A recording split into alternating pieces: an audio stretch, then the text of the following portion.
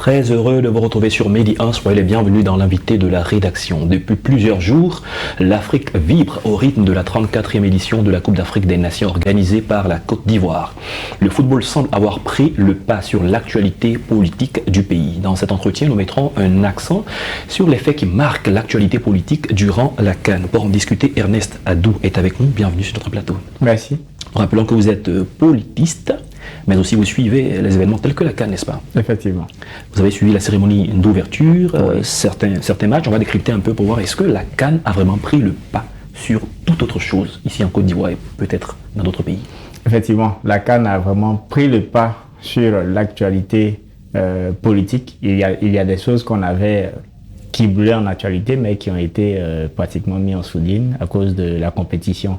On espère bien que après février, nous reprendrons le cours des choses parce qu'il faut bien voir la réalité pour que nous puissions aller plus loin. C'est vrai que plusieurs journaux évoluent au rythme de l'évolution de la CAN, mais certains journaux politiques continuent d'avoir les titres qui concernent leur actualité, mais souvent ça passe sous silence.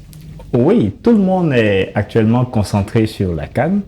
Quand je venais, j'entendais des gens dire on continue la fête et puis bon, on n'oubliera pas les réalités qui minent notre vie politique. La CAN finira en février et on retournera vers nos réalités. Parlons de cette vie politique au niveau des partis. Pour les partis politiques, le PDCI, le nouveau président du PDCI RDA, a pris officiellement fonction. Parlons de cette actualité-là.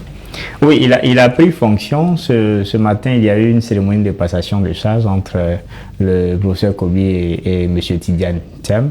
C'était une cérémonie riche en couleurs. Je pense que cette cérémonie va permettre au PDCI et à son nouveau président de prendre les règnes, de prendre sa place dans le climat politique ivoirien. Le président Tidiane Thiam a beaucoup d'ambition, on l'a entendu dans plusieurs de ses discours et c'est le moment de commencer à mettre ses ambitions en exergue. Il a mené beaucoup de visites et selon les journaux, ou du moins selon les chiffres qu'on a reçus, il y a eu beaucoup de nouveaux militants qui sont inscrits au PDCI.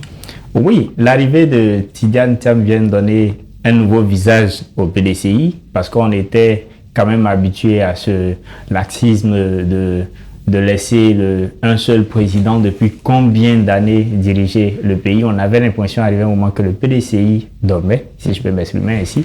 Mais l'arrivée de Tidiane Thiam avec son ingéniosité a permis à certaines personnes de retrouver toute la force que ce parti a depuis longtemps.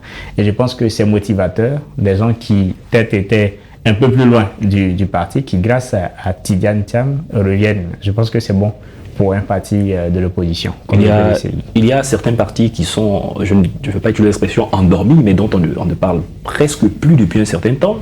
Le FPI, qu'est-ce qui peut justifier cela? J'avoue que la question du FPI, on devait s'y attendre. Depuis le partenariat que le FPI a tissé avec le RHDP, on a vu avec les élections que ce partenariat n'avait pas connu l'assentiment des militants. Et donc, c'est normal qu'on sente que ce parti-là soit aujourd'hui étouffé.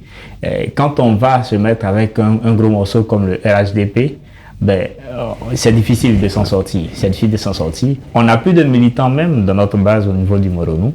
Bon, en face du PPACI, du COGEP qui est là et du MGC, ça devient très très difficile. Parlons du PPACI qui se remobilise et qui veut remettre en ce moment sur la table la question de la réinscription du président Laurent Gbagbo sur la liste électorale.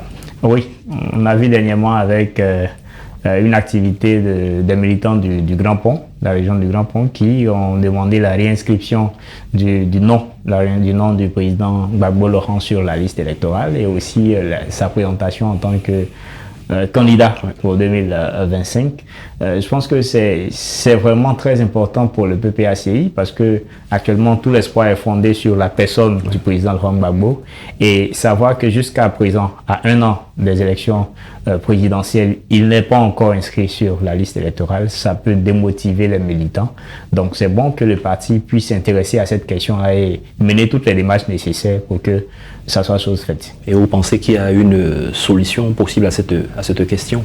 Oui, il y a toujours des solutions en politique. Toujours. Tout est une question de discussion, de manière. Discussion, de négociation. Et puis bon, je pense que le président Alassane Ouattara pourra revoir les choses pour que, avec un dialogue politique qui prenne en compte tous les partis, on puisse remettre la question sur la table. Et puis bon. On ne pourra pas oublier le RHDP en ce moment, qui est le parti au pouvoir, qui mène toute la politique, qui est au four et au moulin avec l'organisation de la CAN, mais qui gère également les dossiers tels que les infrastructures. Mais on n'oubliera pas la nomination du nouveau ministre gouverneur du district autonome d'Abidjan. Oui, M. Cissé Bakongo.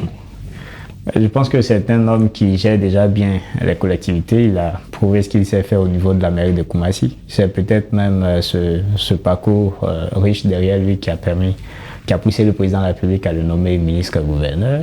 Il a pris fonction, donc on attend aussi de voir comment est-ce qu'il va gérer le district d'Abidjan. Et il a déjà affirmé qu'il travaillera dans la transparence, dans l'équité et puis dans la justice.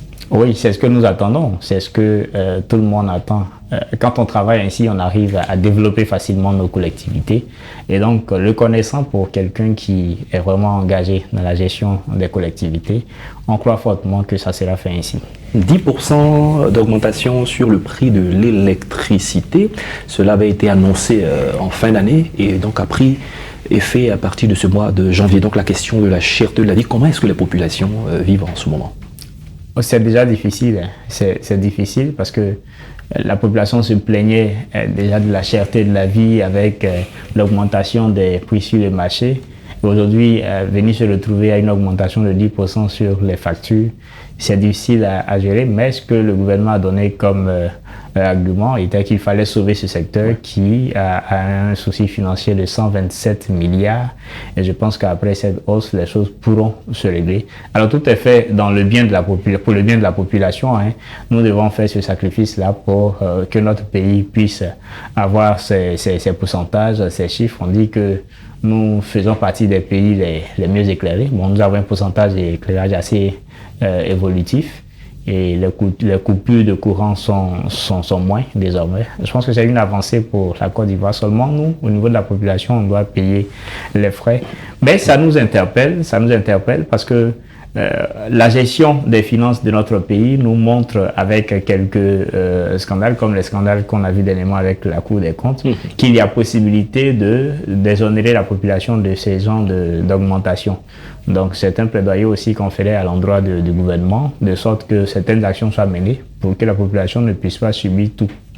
Certains partis politiques ont proposé même la réduction du train de vie, des ministres et du gouvernement pour pallier ces questions. C'est des choses qui pourraient vraiment arranger la population.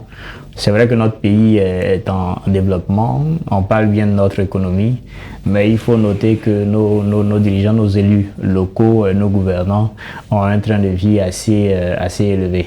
Et je pense qu'eux aussi, à leur niveau, devraient faire un sacrifice. Donc, on en fait un peu en acceptant l'augmentation de 10%. Eux, ils en font en réduisant certaines charges pour que ces augmentations-là, ils puissent aussi les supporter. On parle de la Cour des comptes depuis quelques semaines. La Cour des comptes existe depuis très longtemps en Côte d'Ivoire. C'est cela. Mais elle a fait parler d'elle en sortant des rapports sur des projets qui ont été financés par des dons, mais qui n'ont pas été réalisés. Alors, quelle est votre réaction par rapport à ça?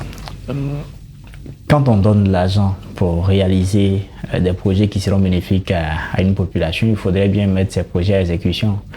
Qu'est-ce que nos ministères donnent comme raison de ne pas pouvoir réaliser ces projets? On a l'impression que de l'argent soit est donné et ne sert à rien, ou a été donné et peut-être dépensé à d'autres fins. Je pense qu'il y a des choses à dire à la population sur cette question. On s'attendait même à ce que les députés puissent convoquer vraiment les concernés pour qu'on puisse avoir plus d'informations. Mais comme je l'ai dit, la CAN est venue nous faire oublier certaines choses. C'est clair qu'après la CAN, ces événements pourront revenir sur la table et on comprendra mieux. Car on entend certaines personnes qui disent qu'il faut sévir, il faut punir. Il faut punir. Le président Ouattara sait le faire. Et je pense que depuis sa prise de fonction, il a demandé que tous les biens publics soient gérés avec transparence. Et je pense que si autour de lui les choses ne sont pas bien faites, il doit pouvoir sévir. On l'a vu avec la gestion de la CAN, certains ministres qui ont été limogés, les dispositions qui ont été prises. Nous allons suivre de près cette actualité. Quand besoin se fera sentir, nous nous retrouverons pour décrypter encore l'actualité. Merci Ernest Adou. Merci à vous. Je rappelle que vous êtes politiste. Avec vous, nous avons parlé de l'actualité politique pendant cette CAN, la 34e édition ici en Côte d'Ivoire. C'est la fin de cette émission. Merci à tous de l'avoir suivi. Bonne suite de nos programmes sur Média.